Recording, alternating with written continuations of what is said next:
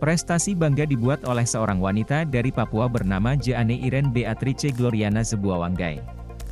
Karena ia terdaftar sebagai lulusan termuda dari lulusan ketiga dari Bandung Institute of Technology selama tahun akademik 2021 pada usia 20. Wanita bernama Jeanne adalah mahasiswa promosi 2018 yang menyelesaikan konferensi sarjana dalam program studi teknik lingkungan.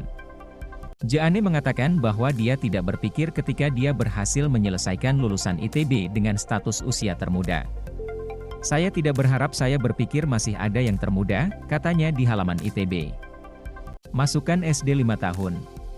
Perjalanan ke studi Jeanne di usia muda ternyata memulai orang yang telah memasuki sekolah dasar pada usia muda 5 tahun.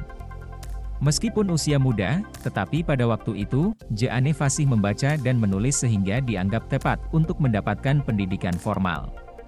Saya belajar secara mandiri, berkat poster yang dibeli oleh para ibu dari toko, katanya.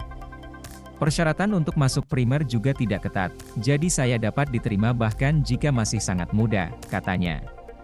Bergabunglah dengan percepatan sekolah menengah SNMPTN.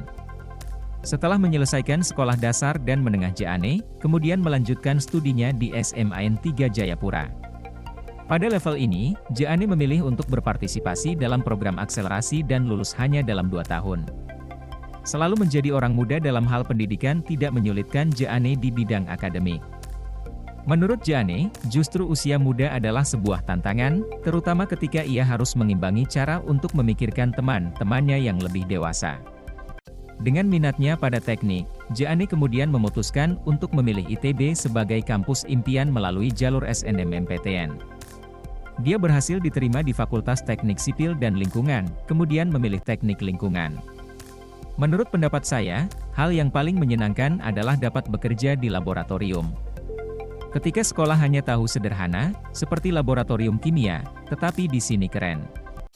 Misalnya selama mikrobiologi lingkungan, saya memiliki kesempatan untuk melihat bakteri dan pelajari suhu paling optimal untuk tetap hidup, katanya. Kegiatan aktif di kampus.